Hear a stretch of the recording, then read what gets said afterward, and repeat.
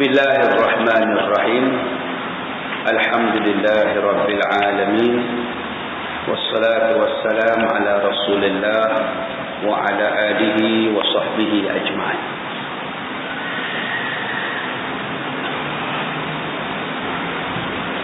Di sini ada satu soalan.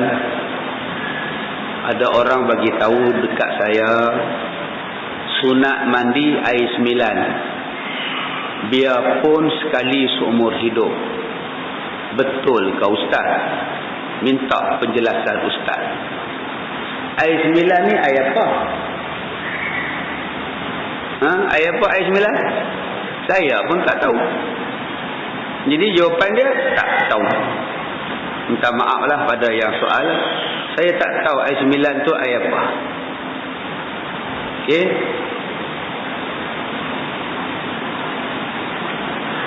Okey, habis selesai masalah. Baik, kita lihat sekarang. Kita telah baca tentang darah haid. Kita telah baca tentang darah istihadah. Sekarang kita baca pula perkara-perkara yang haram apabila tidak ada air sembahyang. Perkara yang haram kita buat bila kita berhadas kecil. Dulu kita baca dah tentang istihadah, tentang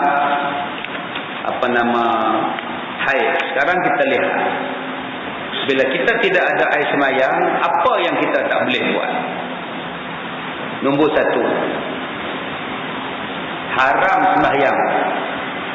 Dengan segala bahagian-bahagiannya haram sembahyang. Dan segala bahagian-bahagian sembahyang. Bukan kata tak boleh sembahyang. Salah satu daripada perkara dalam sembahyang pun kita tak boleh buat. Tak faham Ustaz?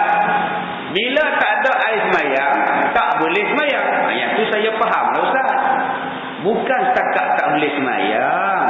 Bahagian-bahagian dalam sembahyang tak boleh buat. Apa dia? Sujud.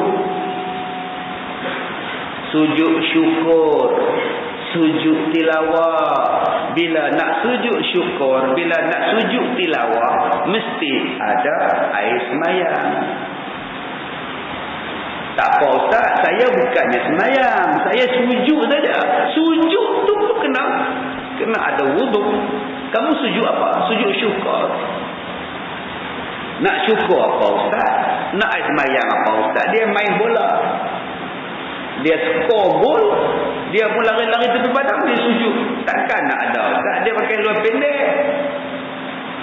Itu mana ada sujud syukur? Tapi orang Arab buat apa? Lantak ke dia lah dia buat. Itu bukan sujud. Sujud syukur kena bangun, Allahu Akbar, terus sujud. Bukan macam orang skor gol, bila gol dia menang buat lagi tu. Lepas tu lari melompat atas padang gelongsor. Lepas tu sujud. Tengah tu sujud, orang pakai kerumun dia bertimpa-timpa. Semua orang bangun, mati tadi Allah, mati lemah. Itu bukan sujud syukur. Itu Roger Miller punya. Dia punya Roger Miller punya tarian. Itu tak ada kena-mengena. Sujud tilawah mesti ada air sembahyang. Baik. La yaqbalullahu salatan ahadikum idza ahdatha hatta yatawadda. Tiada diterima oleh Allah sembahyang seseorang kamu apabila ia berhadas sehinggalah kamu berwuduk. Adalah asal pada ketiadaan diterima itu ialah fasad, ni batil. Siapa yang sembahyang tak ada air sembahyang, dosa, haram. Dia sembahyang Jumaat, orang ramai, tengah-tengah rukuk terkentut, dia teruskan sembahyang, hukumnya berdosa. Dia buat pada habis-habis sembahyang dia tanya, kentut tadi tu. Padahal dia lah kentut. Dia sembahyang terus juga, hukum dia dosa. Dosa pasal tak ada. Sumpalah baca khutbah. Dia baca khutbah tak ada wuduk, berdosa dia. Dia kata mana orang tahu ada wuduk tak ada wuduk, lantaklah. Memanglah orang tak tahu, Allah tahu. Kita buat bukan untuk orang, kita buat untuk Allah. Serupalah akak-akak semayang. Bila akak-akak semayang, telekung akak-akak tu terkoyak pada bahagian kaki. Kain koyak nampak betul. Bila lipat sejadah, lipat telekung nampak koyak. Lah koyak pula dah. Tak apa, bukan ada orang nampak. Bukan masalah orang nampak, masalah dia tutup aurat wajib. Kalau tak nak bagi orang tak nampak, tidak ada masalah, baik usah pakai telekung. Pakai baju t-shirt kain batik. Allahu Akbar. Mak tak pakai telekung, mak. Bukan orang nampak. Bukan orang nampak jadi masalah. Masalahnya ialah syaratnya mesti tutup aurat. Syarat sembahyang tu apa? Mesti ada wudu. Syarat sujud syukur, sujud tilawah, khutbah Jumaat tu apa? Mesti ada wudu. Itu nombor 1. Nombor 2, tawaf. Tawaf salatun illa anna Allah halla fihi al-kalam faman takallama fala yatakallama illa bi khairin. Sesungguhnya tawaf itu macam sembahyang. Pasal speaker ni sat slow, sat kuat, sat dengar. Nabi kata tawaf ni macam sembahyang. Menempati sembahyang, menggantikan sembahyang. Bila kita pergi Masjidil Haram, nak sembahyang tahiyatul masjid, tak payah tawaf 7 kali. Sembahyang sunat 7 kali tawaf. Macam sembahyang. Menempati. Cuma bezanya di dalam sembahyang tak boleh bercakap. Ketika tawaf boleh bercakap. Dengan syarat ketika tawaf bercakaplah dengan perkataan yang baik-baik. Boleh. Sembahyang dengan tawaf sama, lebih kurang sama. Tetapi sembahyang tak boleh bercakap, tawaf boleh bercakap. Cuma nak bercakap dalam tawaf, yatakallamu illa bi khairin. La yatakallamu illa bi khairin. Nak bercakap boleh, melainkan cakap yang baik-baik masa tawaf. Dia tanya suami dia, abang dah berapa dah abang? 5 kali dah. Oh lagi 2 kali abang? Ya, teruskan. Boleh? Boleh cakap. Abang jangan laju sangat, nanti tinggal. Boleh cakap. Selagi mana tidak lari daripada niat tawaf, silakan.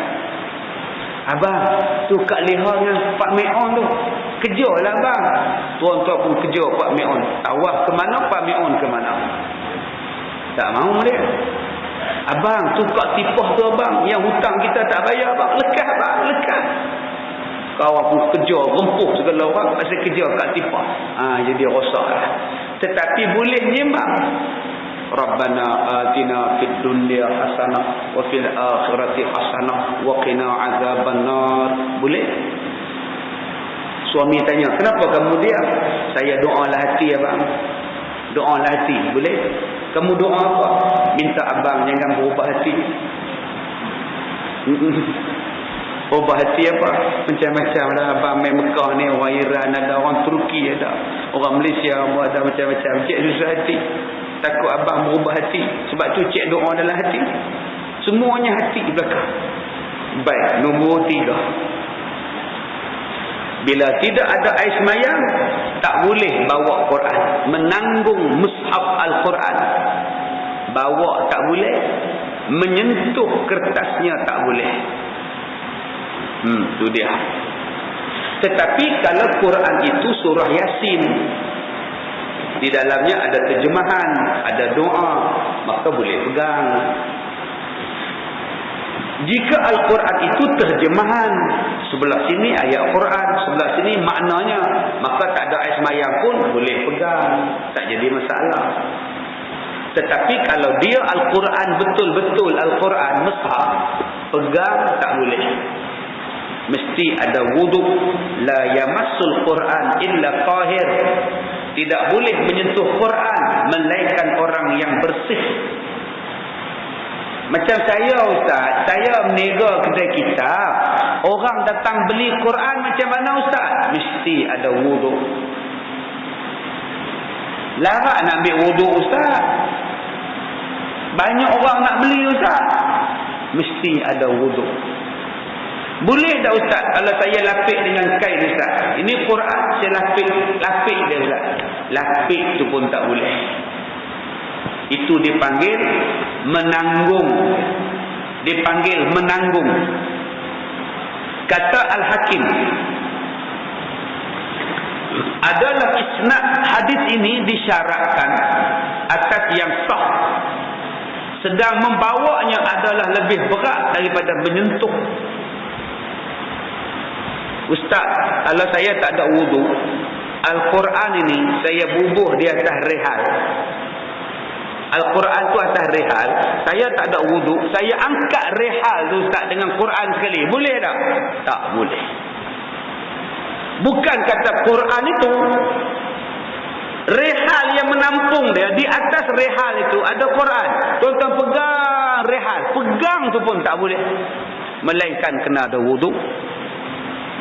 Apatah lagi tuan-tuan ambil beg ni ataupun kentuala, tuan-tuan pegang dengan kentuala lapik Quran, itu pun tak boleh. Peraturan dia. Kalau semua tak boleh Ustaz, siapa yang nak baca Quran? Baca boleh. Baca Quran tanpa wuduk boleh. Apa masalah? Baca Quran, Yasin wal Quranil Hakim, boleh. Ada masalah. Wa basyiril ladzina amanu wa amilus solihat. Dia suruh anak dia, adik tolong selak buka surat sebelah. Adik umur 2 tahun selak. Adik ada wuduk tak? Wuduk tu apa? Tak payahlah tanya dia. Budak kecil tak ada wuduk pun tak apa, dia bukan dosa. Dia belum taklif. Dia belum dibebankan dengan hukum haram, halal, wajib. Suruh anak buka. Aiman, bukakan untuk mama, selakkan Quran sebelah.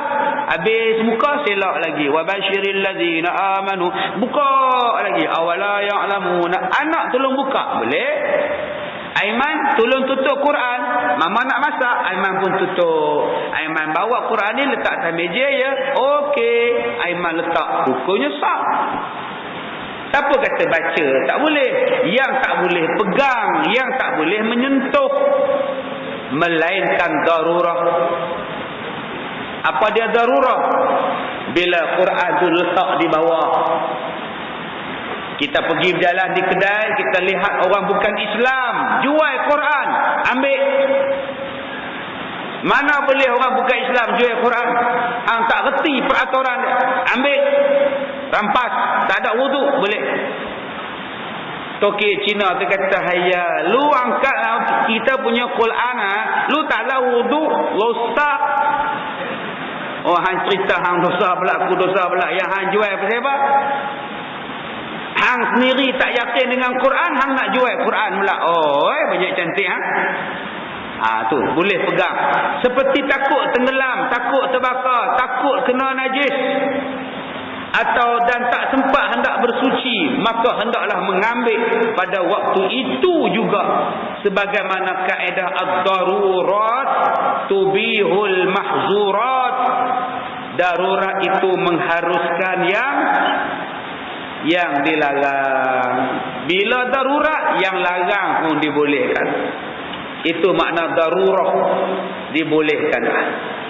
Macam kita selalu sebutlah, bila dah darurat, lapang kebulung dah, tak makan, mati. Babi lalu, makanlah babi. Dengan syarat dicari dulu. Dah tak ada, baru makan. Ada daun, makan daun. Ada ranting, makan ranting. Dah tak ada apa nak makan, baru babi. Tuan-tuan ingat senang-senang nak makan babi. Bila tak ada ayam, tak ada ikan, babi mana babi? Babi. Tak payahlah, kena cari hak lain dulu. Dia bukan boleh macam itu. Darurah ni dah terpulang sangat dah, dah teruk sangat dah. Baik. Kata setengah ulama. Ada setengah ulama kata tidak haram orang yang tidak ada wuduk menyentuh Quran, kerana tiada ada waris daripada Nabi sallallahu alaihi wasallam. yang melarang orang tak ada wuduk pegang Quran. Sedangkan hadis tersebut bukannya sahih. Di sisi kaedah, al-aslu fil asya al-ibahah. Bermula asal pada sesuatu benda ialah harus. Tetapi berdasarkan kepada ayat Quran, Allah Ta'ala sebut yang boleh pegang Quran hanyalah orang yang bersih. Dan Nabi Muhammad sendiri sebut jangan pegang melainkan orang yang bersih. Bersih di sini maknanya ialah mesti berwuduk. Baik, habis. Untuk orang yang berhadas kecil, yang dia tak boleh buat nombor 1 ialah apa tadi? Semayang dan bahagian-bahagian semayang. Yang kedua, tawaf. Yang ketiga, menanggung Al-Quran dan menyentuh kertas Al-Quran. Baik, yang seterusnya, yang haram atas orang junub. Yang haram atas orang junub. Apa dia orang junub?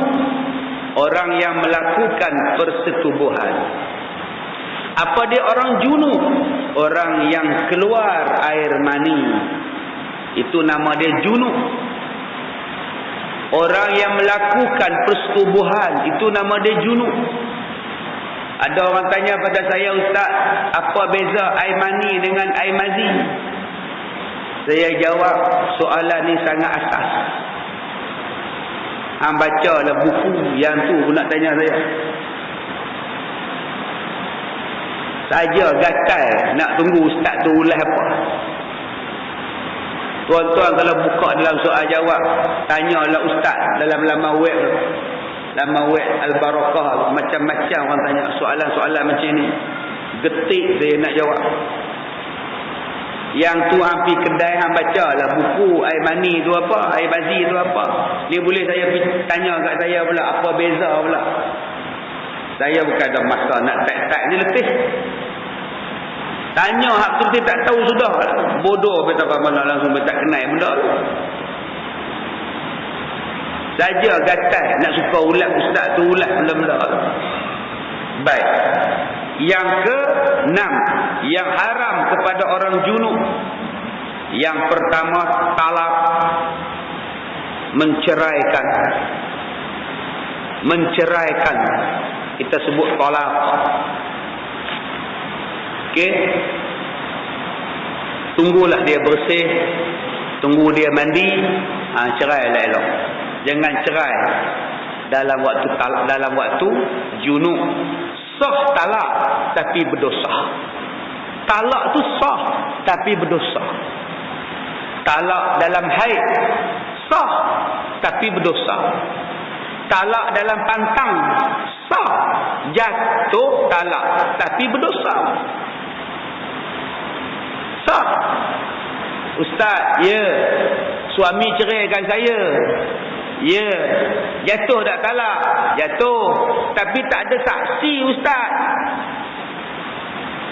Masa tu saya dengan suami je ustaz. Akaklah saksi. Apa lagi nak saksinya? Ini bukan akad nikah. Akad nikah ialah saksi. Cerai tak ada saksi. Yang tak ada saksi cerai bila suami tu berceraikan isterinya seorang-seorang. Tak ada saksi dalam kereta. Duduk dalam kereta, suami ni duduk dalam jam.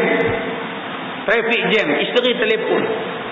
Baliklah cepat, lamalah tunggu ni. Nak balik apa, kereta jam ni. Tak boleh bergerak ni, sabarlah. Baliklah cepat, dah tahu dah hari-hari petang jam. Baliklah awal. Abang ni saja nak bagi orang tunggu dia. Hang faham tak? Kamu faham tak? Aku letih ni jalan jam ni. Faham, tapi abang tu tak faham, dah tahu jam, baliklah awal. Kita pun tutup. Bodohnya ni, tak faham-faham. Aku cerai hang talak satu. Seorang pun tak dengar. Itulah maksud tak ada saksi. Dia tutup handphone, dia marah. Bodoh punya orang puan, tak erti bahasa. Aku talak hang talak satu. Padat muka hang. Bawa kereta. Tak jatuh talak sebab tak ada siapa dengar. Itulah makna dia. Bila ada saksi, walaupun isteri sebelah, jatuh. Dia nak faham saksi tu kena duk cokoh dua orang. Jatuh ke talak tu haji? Sah jatuh. Itu akad nikah. Kadang-kadang tak faham. Tuan-tuan, setengah orang ni dia tak faham. Dia kata, Ustaz, saya ceraikan isteri saya. Talak 3. Jatuh berapa, Ustaz? 3 lah. Dah abang sebut 3. Tapi dia orang cakap 1. Sebab saya belum pernah cerai, Ustaz. Walaupun saya sebut 3, tapi 1, Ustaz. 3. Tapi Ustaz, masa saya sebut tu, tidak ada saksi, Ustaz. Isteri dengar tak? Dengar. 3. Tapi Ustaz, masa saya ceraikan dia tu, Ustaz, lambat tau. Lambat. Aku ceraikan kamu talak 3. Lambat, Ustaz. Ini bukan akad nikah. Akad nikah kalau lambat, ya tak sah. Aku terima nikahnya Latifah binti. Kamu orang binti. Yang tu betul. Ulang balik. Lambat nak sebut binti tu. Tapi talak jatuh. Aku ceraikan kamu talak. 3. Dia 3 lah. Walaupun ada tengah dia. Dia nak jadi. Dia nak bagi jadi halal. Sebab dia kata dah lebih 3. Kalau boleh nak jadi 1 balik. Dia tanya soalan supaya ustaz tu jawab mengikut kehendak dia. Bukan jawab mengikut hukum. Dia nak jawab, dia kan cari ustaz lain pula. Lepas ni dia cari ustaz lain pula. Ustaz yang boleh jawab macam dia nak. Itulah penyakit kita sekarang. Kalau ustaz tu jawab bukan macam dia nak, ustaz tu tak betul, tak boleh pakai punya ustaz. Inilah penyakit kita. Nombor 1. Nombor 2, orang yang hadas besar, orang yang berjunuk, haram tawaf. Yang ketiga, haram menyentuh Quran dan haram membawa Quran. Tuan-tuan ni hadas besar, tuan-tuan bubuh Quran dalam beg, tuan-tuan pikul beg, bawa, haram. Yang keempat, membaca Al-Quran. Orang yang hadas besar, baca Quran tak boleh. Melainkan ianya menjadi zikir. Dan qasaknya bukan ayat Quran. Seperti kita baca doa menaiki kenderaan. Subhanallazi sakhkhara lana hadza wa ma kunna lahu muqrinin. Ayat Quran. Tapi kita niat sebagai zikir. Maka tiadalah berdosa. Bismillahirrahmanirrahim. Ayat Quran. Tapi niat zikir. Tak dosa. Tak salah. Ataupun mati. Kak Nak, ya, Makcik Mary mati. Inna lillahi wa inna ilaihi raji'un. Astaghfirullahalazim, Kak Nak uzur. Boleh sebut. Walaupun inna lillahi tu ayat Quran, boleh sebut. Sebab itu doa musibah. Kita niat sebagai zikir. Nombor 4, nombor 5, berhenti di dalam masjid. Orang yang uzur, yang junub, berhenti di dalam masjid adalah dilarang. Duduk dalam masjid adalah dilarang. Berdasarkan firman Allah Ta'ala, la taqrabus salata wa antum sukara hatta ta'lamu ma taquluna wa la junuban illa abiri sabilin. Janganlah kamu hampir kepada solat sedangkan kamu dalam mabuk sehinggalah kamu sadar apa yang kamu cakap. Dan janganlah orang yang berjunub melainkan orang-orang yang di dalam perjalanan. Kata Ibnu Abbas, maksudnya janganlah menghampiri tempat solat kerana di situ bukan tempat lalu lalang. Bahkan tempat solat ialah masjid. Nabi berkata, la uhillul masjid li haidin wala junubin. Artinya tiada dihalalkan masjid bagi orang yang haid dan juga tiada bagi orang yang junub. Maknanya orang yang haid dan orang yang junub tidak boleh duduk di dalam masjid. Haram. Ini dalil-dalilnya. Kalau ada ustazah mengatakan bahawa boleh perempuan haid duduk dalam masjid sebab sekarang dah tak menitik, ustaz tu bangang nama dia. Okey? Sebab ada dah ustaz mengajar. Dulu betul lah tak boleh. Dulu menitik. Sekarang tak menitik dah. Ya, saya lebih selesa dan kering. Gunakanlah konteks. Tengah berita iklan macam tu, saya pun malu nak tengok. Astagfirullahalazim. Dulu menatang tu kalau nak beli bungkus dengan paper. Dulu orang perempuan kalau nak beli benda tu dia suruh mamak kedai rujik tu bungkus dengan paper. Lah ni selamba dia bawa. Dengan ini lebih selesa dan lebih memberikan keyakinan. Gunakanlah selalu. Dia lompat dia kantang tu. Punya tak malu dah hari ni zaman sekarang. Jadi perempuan macam itu yang haid tak boleh masuk dalam masjid, tak boleh tinggal duduk dalam masjid. Okey ustaz. Ustaz kata perempuan yang haid atau junub tak boleh masuk dalam masjid. Nyonya cat masjid tu macam apa boleh?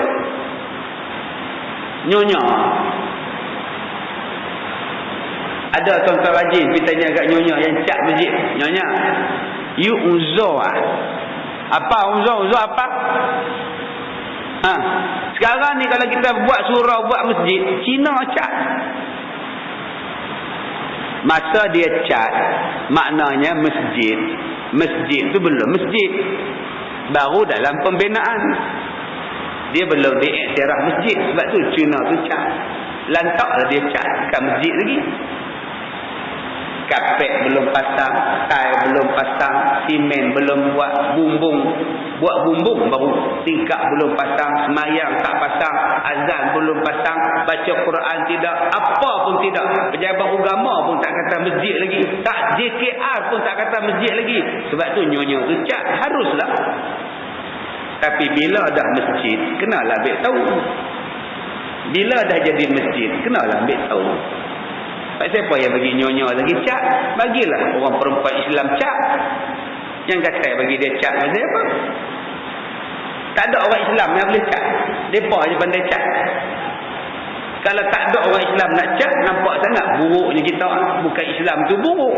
Kita yang buruk. Sampai masjid kita pun kena pakai orang kafir cat. Apa leceh benar kita? Baik, habis.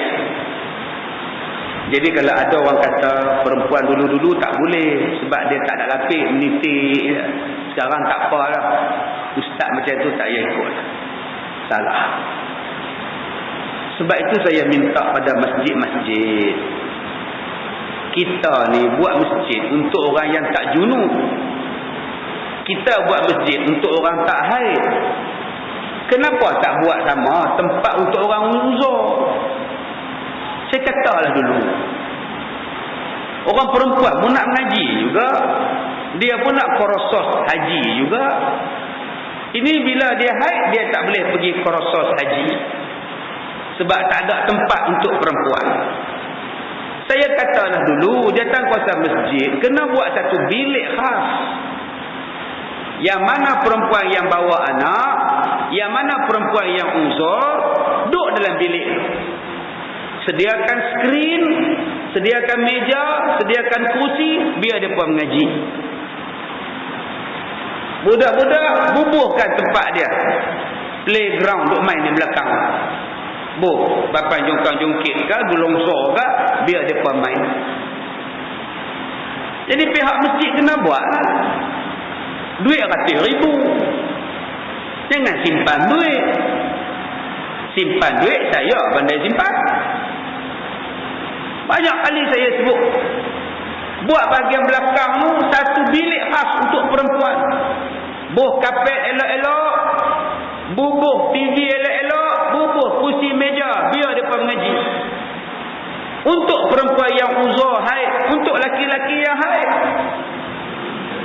Laki-laki haid ramai juga. Dia bukan nak masuk dalam masjid, dia duduk kat luar. Pasal dia nak isap rokok, tu laki-laki haid. Bagi dia kat belakang. Kita jadi masjid yang mesra pelanggan. Kena buat macam itu. Jadi saya lihat Masjid Ar-Ridwan ni banyak lapang lagi. Daripada duduk tanam pokok bunga tu, buat satu bangunan khas untuk orang perempuan. Buh ekon pula.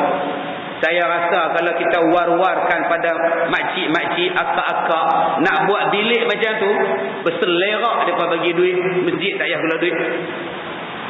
Buat je pengumuman, masjid akan membina sebuah bilik khas untuk perempuan yang uzur. Siapa nak wakaf dipersilakan. Semua perempuan bagi seorang 1,000. Dapat 50 orang, 50,000. Siap satu bilik, aircon dapat, tali besen dapat, kamera pun dapat.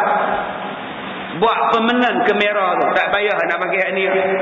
Suluh muka ustaz tu keluar kat sana. Tak ambil mereka dengar ceramah, tengok situ ya. Ustaz pula mengantuk, mereka tutup TV ustaz, mereka buka TV 3 pula. Tengok berita pula. Terpulang lah kat mereka. Janji mereka dengar. Jadi tuan-tuan, tolong ingat. Jangan ingat bila perempuan haid, mereka tak boleh pergi masjid. Siapa kata tak boleh pergi masjid? Boleh datang, cuma jangan duduk cokok dalam masjid. Mereka pun nak belajar juga. Kita sediakan tempat yang khas untuk mereka. Baik. Yang seterusnya, perkara yang haram kepada orang yang haid dan orang yang nifas. Pertama, sembahyang. Kedua, tawaf. Ketiga, menyentuh Quran dan menanggung Quran. Keempat, berhenti dalam masjid. Yang kelimanya, puasa. Tidak boleh buat orang yang haid.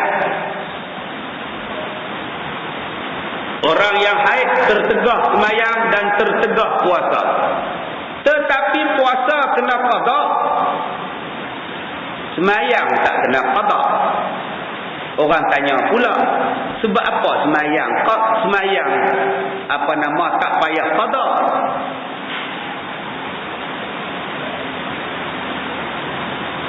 Kenapa puasa kena qada? Kenapa sembahyang tak qada? Saya kata dah, haid bagi orang perempuan bukannya jahat. Orang perempuan yang datang haid bukan jahat. Perempuan yang datang haid Allah sayang.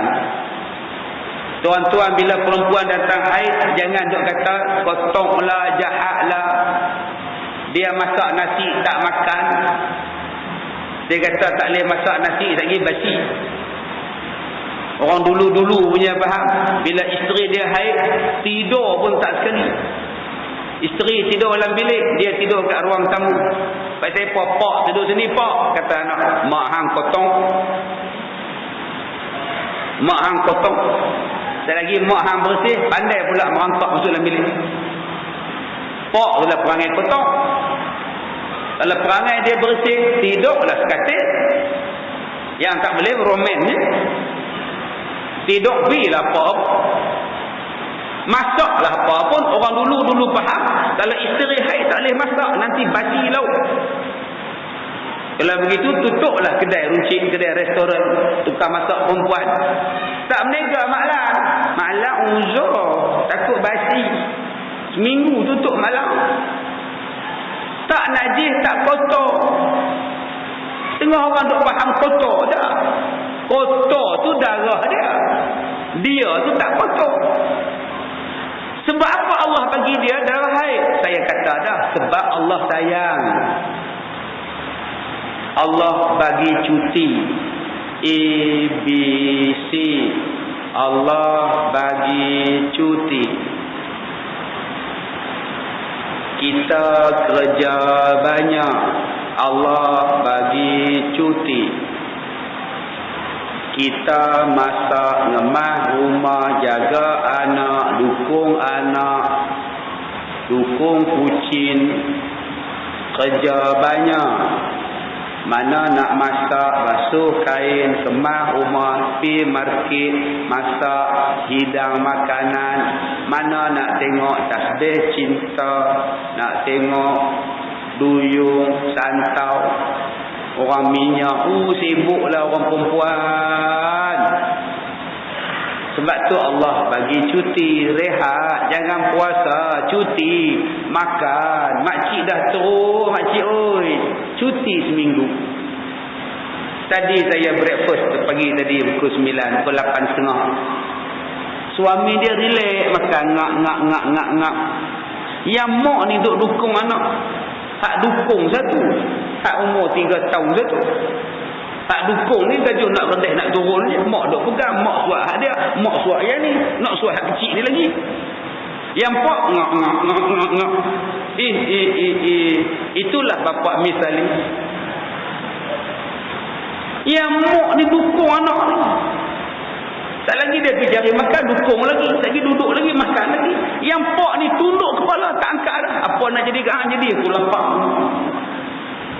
Sebab tu Allah bagi cuti pada orang perempuan. Pasal dia pun teruk. Letih. Pak tak letih. Anak hang, hang belak. Kalau anak tu berjaya, anak ayah. Kalau anak tu gagal, anak hang. Tu perangai kita. Kalau anak tu teruk, itulah rupanya anak kamu. Macam mana kamu boleh? Tapi kalau anak tu dapat 5A UPSR, hai anak ayah, belah otak dah. Dua-dua tu anak kamu lah. Dua-dua lah kena didik. Jaga. Sekarang apa? Abang makan kejap. Apa tunggu sekejap. Makan laju makan, minum air. Ramai anak tu. Biar abang pula dukung, apa pergi makan. Tahu lah betul. Itu yang sebab Allah ni sayang dekat orang perempuan. Allah bagi cuti. Puasa cuti. Nanti senang-senang qada. Kenapa semayang tak qada? Sebab semayang selalu buat. Puasa jarang-jarang. Kalau semayang kena qada, lingkuklah orang perempuan. Kena 5 kali sehari, tinggal pula 10 hari, 50 jenuh. Tapi puasa setahun 7 hari tinggal. Qada lah dalam tempoh 11 bulan. Selain pada bulan Ramadan. Boleh buat. Pasal lama masanya. Baik. Yang seterusnya. Haram. Yang seterusnya. Haram lalu di dalam masjid. Haram lalu dalam masjid. Kalau takut menitik. Kalau tak takut menitik, dia boleh lalu. Dia pergi sana, rumah pejabat dia di sana, kantin di situ. Nak lalu jauh, dia terpaksa lalu dalam masjid, dipersilakan. Yang tak bolehnya stop. Dia stop, dia tak boleh. Kalau dia lalu saja tak apa, no problem. Yang tak maunya ialah berhenti, duduk, diam, tidur, menyandar dalam masjid. Yang tu yang tak bolehnya. Yang ke-8, yang tak boleh buat bagi perempuan yang haid. 5, 6, 7. Yang ke-7, talak. Jangan ditalak dalam keadaan perempuan itu haid. Okey. Isteri dia haid. Bila isteri dia haid, gaduh, suami kata, aku ceraikan kamu talak 1. Isteri pun kata, sampai hati abang ceraikan saya. Saya ni dalam uzur ni abang. Muzur. Dah aku nak ceraikan kamu, aku cerai. Jatuh tak talak? Jatuh. Apa hukum? Berdosa. Macam mana nak cover balik supaya tak berdosa? Rujuk balik. Saya ulang balik. Pak, abang ceraikan kamu, talak 1. Pak kata, sampai hati abang ceraikan saya. Saya ni dalam haid. Suami jawab, haid main. Dah aku tak mau kat kamu, aku cerai kamu. Hukum talaknya, jatuh talak dan berdosa. Suami berdosa. Macam mana nak cover supaya tidak berdosa? Hendaklah dia merujuk isteri dia balik. Rujuk balik. Pak, abang rujuk dengan kamu. Maka rujuk balik. Tapi abang tetap nak bercerai dengan kamu. Hukum dia rujuk. Selepas isteri mandi daripada haid, maka hendaklah suami tadi jangan mencampurinya, jangan bersetubuh sampailah datang haid yang baru, suci haid yang baru, ceraikan pada masa itu. Itu dipanggil talak sunnah. Boleh faham? Lagi sekali, mereka nak bercerai, okey, mereka nak bercerai, maka suami pun ceraikan. Dalam marah tu cerai. Waktu tu isterinya dalam haid, jatuh talak dan berdosa, maka hendaklah dia rujuk balik sampailah isterinya bersih. Kalau dia nak cerai, kalau dia tak mau cerai, dosahlah cerai. Kalau dia nak cerai juga, dalam tempoh isterinya bersih, jangan bersetubuh sampailah datang haid lagi sekali. Selepas kering haid lagi sekali, barulah diceraikan. Maka hukumnya itulah talak yang dibenarkan dan tidak berdosa, sebab isterinya betul-betul suci daripada ada benih di dalam rahim. Baik, boleh faham setakat yang ketujuh? Ada soalan setakat yang ketujuh? Tak ada soalan ya? Baik. Yang ke-8, jima. Haram berjima. Wa yas'alunaka 'anil mahid qul huwa adzan fa'tazilun nisaa'a fil mahid wa la taqrabuhunna hatta yatuhun. Mereka bertanya kepada kamu tentang haid. Katakanlah haid itu ialah kotor, maka hendaklah kamu tinggalkan perempuan ketika haid, dan janganlah kamu hampiri mereka sehingga mereka itu suci. Inilah ayat traffic light. Bila merah, stop. Bila hijau, jalan. Bila kuning, standby. Nampak? Ini dia ayat ni. Tuan-tuan tengoklah, lampu traffic light tidak akan bertukar sampai kiamat. Saya aci potong tangan insya-Allah, sebab dia ambil daripada Quran. Sesuatu yang diambil daripada Quran sampai kiamat bertahan di seluruh dunia. Bila sebut lampu merah, no entry. Bila lampu kuning, standby. Tak lama lagi hijau lah. Dah tak merah dah bawih, dah kuning sikit dah. Tak lama, sehari dua hari, okey ya. Nampaklah tuan-tuan, Allah Ta'ala ni dia buat manusia tiru. Tuan-tuan pergi kat traffic light, sekarang dia ada numbering. Numbering pula, lagi bagus. Sebab haid orang perempuan dia ada nombor. Merah 8, 7, 6, 5, 4, 3, 2. Kawan usut dia 1, rum jalan.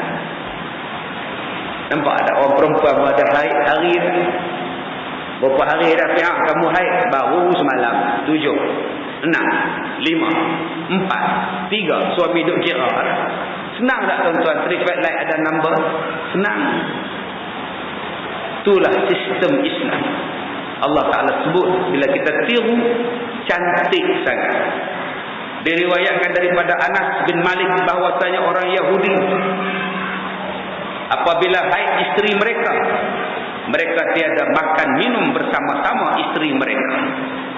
Orang Yahudi kalau perempuannya haid, tak nak makan, tak nak masak makanan yang isteri masak, malah makan minum tak boleh. Hina orang perempuan di sisi orang Yahudi. Datang Islam, Islam kata apa? Isna'u kulla syai'in illa nikah. buatlah apa yang kamu nak buat, melainkan berjima dengan isteri kamu. Nak cium, nak pegang, nak peluk, buatlah. Yang tidak boleh ialah berjima. Yang lain hang buat. Nak cuik pinggang, nak usik-usik, nak main polis sentri, silakan. Nak jogging-jogging, silakan. Nak peluk-peluk, silakan. Nak sikat rambut isteri, buat dandan-dandan macam Dewi Bekam, silakan. Semuanya boleh. Nak mandi sekali pun boleh. Semua boleh. Abang, jom mandi. Okey, dua-dua mandi dalam bilik air. Tak apa. Yang tak bolehnya nikah. Nikah di sini maksudnya bersetubuh suami isteri. Islam cukup cantik. Dia tak hina orang perempuan. Diriwayatkan daripada Ummu Salamah radhiyallahu anha, katanya, kanatil mar'ah min nisa'in nabi sallallahu alaihi wasallam taqudu fin nifas 40 lailatan la ya'muruha nabi sallallahu alaihi wasallam biqada'i salatin nifas. Kata dia, adalah perempuan daripada isteri Nabi sallallahu alaihi wasallam mengira ia di dalam nifasnya 40 malam, maka tiadalah disuruh oleh Nabi mengqada sembahyangnya dalam masa nifas. Yang suruh qada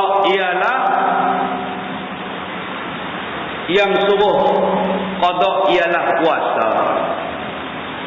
Nifas sembahyang tak payah qada. Saya dengar soal jawab agama dalam radio, mufti jawab, perempuan yang nifas kenalah qada sembahyang, ya. Mufti jawab. Menung saya tuan-tuan. Telefon balik radio, cakap balik Datuk Seri, pada kena qada. Oh, saya silap. Qada puasa bukan qada sembahyang. Nama pun mufti. Biasalah. Nama kata mufti itu manusia, silap tu benda biasa. Jadi kita kena terima lah. Kadang tersasul. Banyak sangat mufti nak tengok sekarang ni. ESQ lah, FAQ lah, banyak benda. Kan dulu-dulu tak ada lah, ada. Dia kena cek satu-satu. Jadi kadang-kadang terbabas juga. Sebab itulah wujudnya watawasau bil haqqi watawasau bis sabr.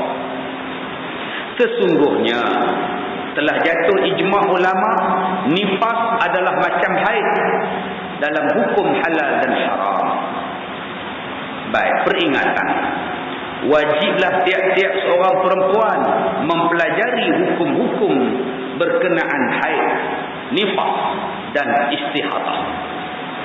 Sebab ada ustaz ngata bila dah pencen baru nak ngaji. Bila dah pencen baru nak ngaji, baru nak belajar. Makcik belajar apa? Belajar haid. Ustaz tadi jawab, makcik belajar haid apa? Setitik haid pun tak ada lah. Nak belajar apa lagi? Saya nak kata bangang ke? Bodoh dah ustaz. Apa belajar haid hanya untuk orang ada haid? Belajar tentang haid dan nifas bukan kerana kamu tu ada haid. Belajarnya sebab Allah suruh belajar. Jangan dihina orang perempuan belajar haid. Makcik belajar apa makcik? Belajar haid. Makcik ada haid dah? Tak ada lah. Belajar dia apa? Belajarlah sebab dia ada anak, dia ada cucu. Kita belajar ni bukan untuk kita semata-mata. Kita belajar untuk orang. Juga untuk orang. Memang makcik tak ada haid. Tapi makcik belajar haid sebab makcik ada cucu. Makcik ada menantu. Kadang-kadang mereka tanya makcik. Makcik tak tahu. Makcik belajar supaya makcik boleh jawab. Kalaulah belajar haid ini hanya untuk perempuan yang masih ada haid, bapak-bapak jangan belajar haid. Bapak bukan ada haid. Ada haid. Teruslah belajar. Balik rumah tidur. Sebab tu saya kata tadi, ustaz tu tak apa cerdik. Fikir dulu apa yang kita nak cakap tu. Jangan sampai lemahkan semangat orang. Bapak-bapak wajib belajar haid, walaupun bapak-bapak tidak ada haid, sebab bapak-bapak ada isteri. Okey ustaz, kalau bapak-bapak ada isteri pun dah tua, buat apa bapak belajar? Mungkin bapak akan kahwin baru. Memang isterinya sekarang sudah tua, 70. Tapi mungkin jodoh. Ada orang 20 hak minta. Uncle, sudah. Cabut pihak. Dulu putih, minggu depan hitam dah rambut. Sudah jadi abang. Kahwin isteri nombor 2. Nak kata apa? Isteri muda. Abang, saya haid tak tentu ni abang. Sebulan 2 kali abang. Macam mana abang? Abang tak tahu. Mana boleh tak tahu? Abang wajib belajar. Ajar saya. Sebab tu dia kata di sini, wajib tiap-tiap seorang perempuan, sama ada dah putus haid atau belum datang haid atau masih datang haid, wajib belajar hukum hakam berkenaan haid, nifas dan istihadah. Jika suaminya orang yang berpengetahuan, wajib dia mengajar isterinya. Nampak? Dia kata kalau suami dia pandai dalam bab fiqh, maka suami wajib ajar isteri dalam bab haid, menunjukkan bahawa laki-laki juga wajib belajar haid dan nifas. Dan jika suaminya tidak pandai, terpaksalah kaum isteri sendiri mempelajarinya di luar kepada alim ulama. Maka suaminya kata, "Pah, abang tak tahu bab ini, Pah. Kamu pergilah belajar." Isteri dia 60. "Abang, semalam menantu kita telefon. Dia datang haid 2 hari, bersih 3 hari, datang haid, bersih 3 hari, datang haid. Macam mana abang?" "Saya tak tahu." Suami kata, "Abang pun tak tahu. Kalau begitu, kamu pergilah belajar. Nanti kamu belajar, tanya pada ustaz, ustazah, nanti ustazah jawab, kamu telefonlah pada menantu kita." Maka tuan-tuan, ilmu ni kita tak boleh kata serupalah ilmu haji. Tuan-tuan dah pergi haji, Masjid As-Sabirin, Lembah Keramat buat proses haji. Tuan-tuan datang dengar haji. Tuan haji penerbangan awal ke akhir. Orang sebelah tanya, "Saya tak pergi haji. Saya dah pergi haji 2 kali. Kalau dah pergi haji, buat apa datang?" Kata orang sebelah, "Saya datang sebab saya nak belajar, nak dapat pahala majlis ilmu. Orang kursus haji ni untuk orang pergi haji." Kata, "Kamu bodoh, sebab tu kamu cakap macam itu." Mulalah nak bergaduh tu. Aku dah pergi haji, bukan bermakna aku tak boleh belajar haji. Aku belajar kursus haji ni sebab aku nak belajar ilmu. Ini tidak. Aku makcik nak belajar haid, makcik pun titik haid pun dah tak ada. Tak betul. Sebab tu saya sedih bila ada ustaz-ustaz cakap macam itu. Saya tak suka tuan-tuan, saya tak suka. Tak kira lah hang belajar apa pun. Ustaz tu ngajar apa? Semayang. Semayang, semayang, semayang. Hudud tak pernah ajar. Hudud tak pernah ajar. Dia ajar semayang, hang ajarlah hudud. Janji dia ajar semayang. Kamu nak hudud, semayang pun tak betul. Jamak pun kamu tak tahu. Makmum muafiq kamu tak tahu. Kamu sibuk nak hudud. Allah tanya semayang dulu, bukan Allah tanya hudud dulu. Hudud atas pemerintah, atas kamu tak wajib. Semayang atas kamu wajib, atas pemerintah wajib. Nampak? Kita nak hudud, pemerintah tak buat, kita tak tanggung dosa. Kita nak Islam, pemerintah tak mau, kita tak dosa. Kita dah cari jalan, mesti buat buat hudud, pemerintah tak mau, tak berdosa langsung tuan-tuan. Tuan-tuan selamat disoal daripada Allah di hari kiamat. Tetapi kalau tuan-tuan nak hudud, semayang tak betul, tetap ditolak.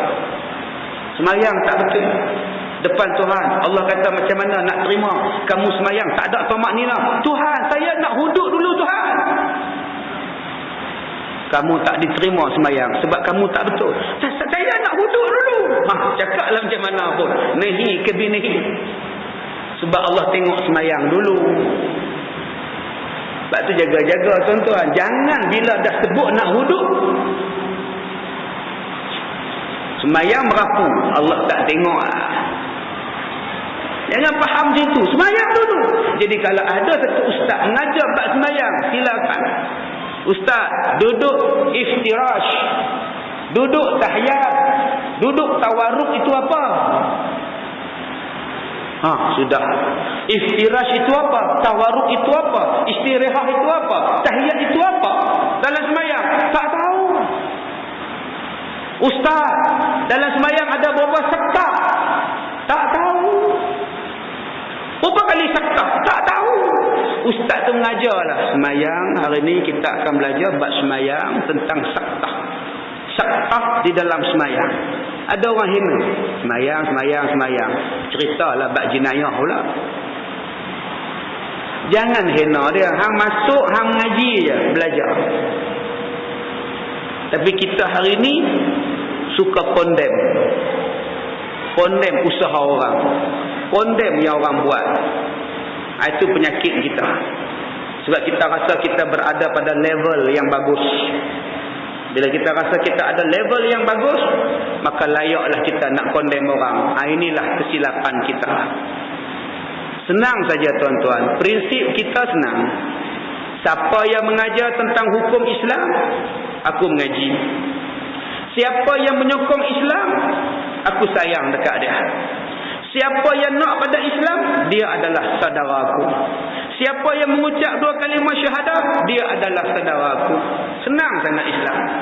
Kalau kita fahamnya itu, kita akan saling hormat menghormati. Baik, habis. Ada apa-apa soalan?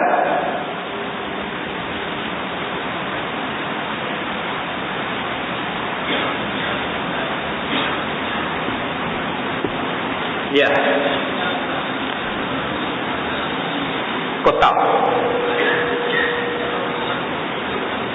Dia bukan Quran.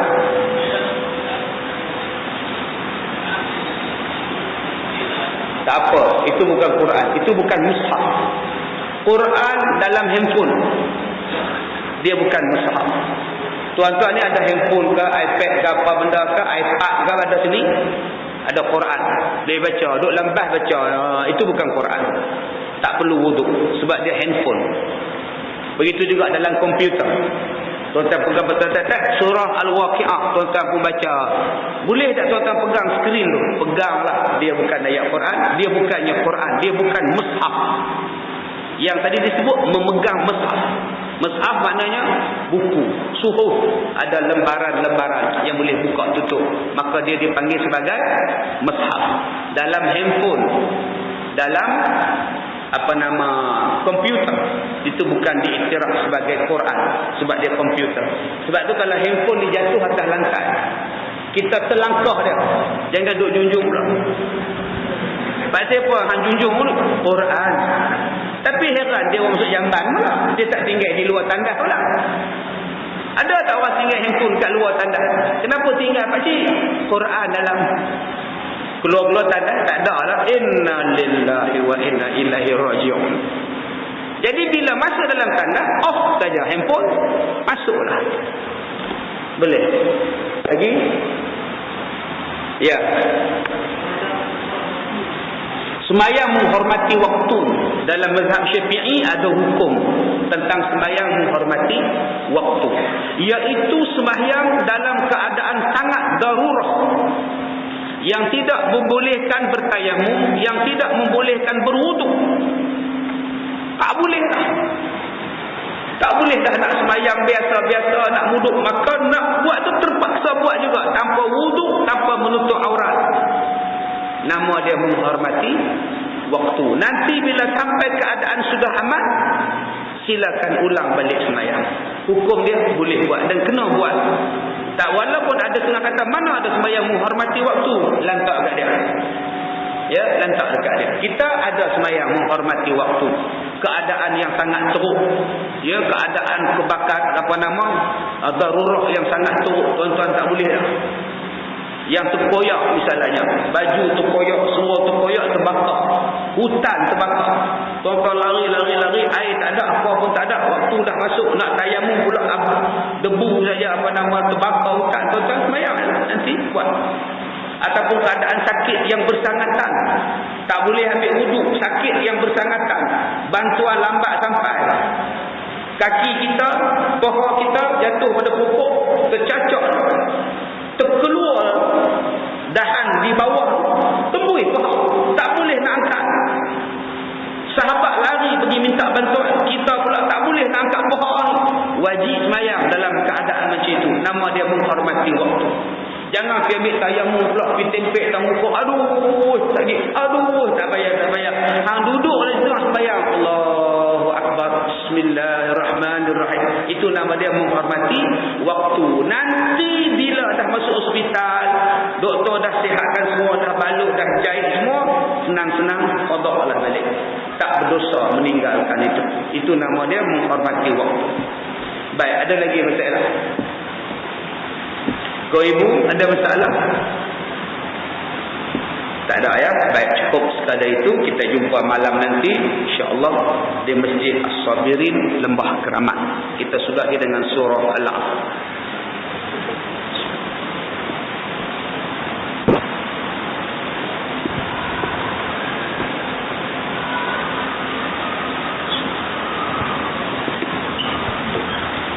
Bismillahirrahmanirrahim. Alhamdulillahirabbil alamin wassalatu wassalamu ala Rasulillah wa ala alihi wa sahbihi ajma'in. Allahumma inna naj'aluka fi nuhuri a'da'ina wa na'udzu bika min shururihim. Allahumma baddid shamlahum wa farrij jam'ahum wa shaddid kalimatahum wa salsil aqdamahum wa sallit 'alaihim qalban min kilabik ya qahhar jabbar ya muntaqim. Allahumma ya munzil al-kitab wa ya mujri as-sahab wa ya hazim al-ahzab ihzimhum wansurna alaihim alhamdulillahi rabbil alamin. Saya minta maaf jika terkasar bahasa. Assalamualaikum warahmatullahi wabarakatuh.